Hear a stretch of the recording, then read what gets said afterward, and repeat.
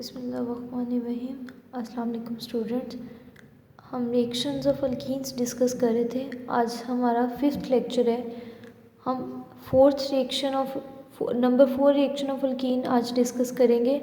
Addition of halogen, halogenation in inert solvent भी आप कह सकते हैं इसे, ठीक है, बिकॉज इसमें जो मीडियम हम यूज़ करते हैं वो CCl4 यूज़ करते हैं। अल्कीन्स के अंदर हम हैलोजन ऐड करते हैं X2 in the presence of CCl4, तो आपको रिजल्टिंग जो प्रोडक्ट मिलता है वो है विसिनल डाइहैलाइड्स। ये आप पहले पढ़ा है। विसिनल डाइहैलाइड्स ऐसे हैलाइड्स को कहा जाता है जिसमें आपके दो डाई का मतलब होता है दो halide group vicinal adjacent carbons के ऊपर लगे हुए हैं। सो यहाँ पे जो हैलोजन X2 है ये आपके पास may be fluorine, chlorine, bromine, iodine, इनमें से कुछ भी हो सकता है। लेकिन आपको पता है फ्लोरीन एक्सप्लोसिव है, वायलेंट मतलब बहुत तेज़ी से रिएक्शन करती है। आपस जो है क्लोरीन और ब्रोमीन इफेक्टिव इलेक्ट्रोफिलिक एडिशन करती हैं, जबकि आयोडीन जो होती है जब आप इसे डबल बॉन्ड में ऐड करते हैं तो आपको विसिनल डाई आयोडाइड्स मिलते हैं। लेकिन ये अल्काइल हैलाइड्स होते हैं, ये रिड्यूस होकर दोबारा से कन्वर्ट हो जाते हैं कार्बन कार्बन डबल बॉन्ड में और आयोडीन मॉलिक्यूल प्रोड्यूस हो जाता है। मतलब ये स्टेबल प्रोडक्ट नहीं बनाते। इसलिए जो कॉमनली हम हैलोजन यूज़ करते हैं फॉर हैलोजिनेशन और इलेक्ट्रोफिलिक एडिशन वगैरह के लिए हमारे पास वो क्लोरीन एंड ब्रोमीन यूज़ किया जाता है। आपके कोर्स में ब्रोमिनेशन ऑफ इथीन डिस्कस की हुई है डिटेल के अंदर। ब्रोमिनेशन ऑफ इथीन के लिए देखिए, हम ethene CH2 double bond CH2 में जब ब्रोमीन का मॉलिक्यूल ऐड करते हैं द प्रेजेंस ऑफ CCl4, तो दोनों हैलोजन एटम्स एक एक डबल बॉन्डेड कार्बन, दोनों हैलोजन एटम्स जो है उनमें से एक डबल बॉन्डेड कार्बन पर दूसरी डबल बॉन्डेड कार्बन पर जाके अटैच हो जाता है। रिजल्टिंगली डबल बॉन्ड कन्वर्ट हो जाता है सिंगल बॉन्ड में। आपको पता है कि जब डबल बॉन्ड पे एडिशन हो जाती है तो वो कन्वर्ट हो जाता है सिंगल बॉन्ड में और आपको जो प्रोडक्ट मिलता है वो 1,2 डाइब्रोमो इथेन मिलता है। इसका हम मैकेनिज्म डिस्कस करेंगे। इसका मैकेनिज्म बड़ा इंपॉर्टेंट है, बड़ा इंटरेस्टिंग भी है।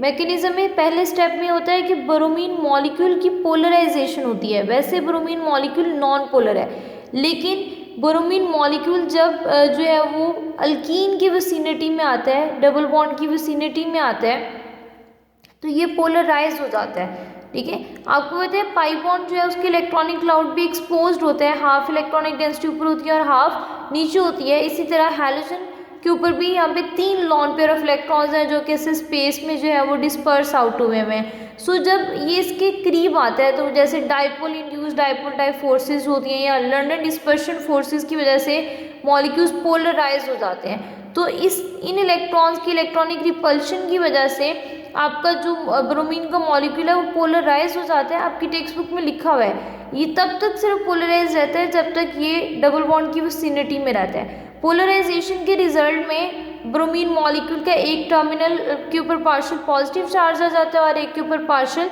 नेगेटिव चार्ज आ जाता है। मतलब आफ्टर पोलराइजेशन ये इस तरह जो है वो आप इसे लिख सकते हैं।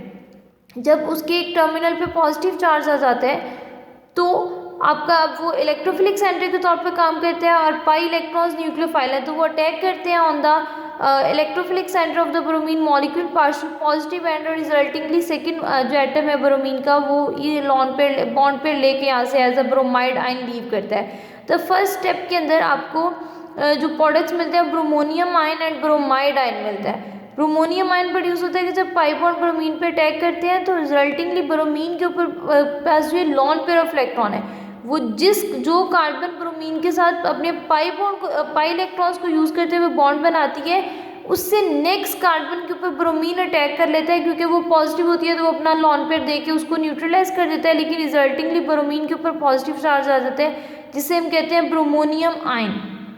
It is highly unstable intermediate. So second step के अंदर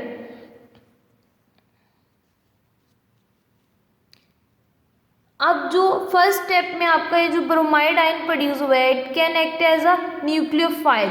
सो सेकेंड स्टेप के अंदर attack of bromide ion and the formation of vicinal dibromide. आपके जो ब्रोमाइड आयन है जो कि न्यूक्लियोफाइल का काम करते हैं ये अटैक करते हैं on the carbon from opposite side of the जो है वो ऑलरेडी जो ब्रोमीन अटैच है उसकी ऑपोजिट साइड से उसमें देखिए ब्रोमीन के ऊपर पॉजिटिव चार्ज स्टेबल नहीं है, ये अपने इलेक्ट्रॉन फिर वापस लेते हैं, जैसे ये वापस लेता है इस कार्बन के ऊपर पॉजिटिव चार्ज आ जाएगा।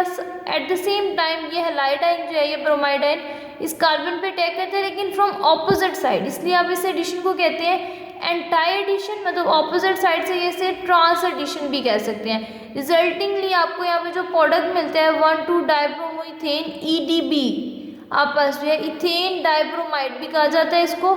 ये बहुत इंपॉर्टेंट प्रोडक्ट है, एज ए पेस्टिसाइड इस्तेमाल होता है आपस में, और ये ट्रांस प्रोडक्ट लिखते हैं आपस में।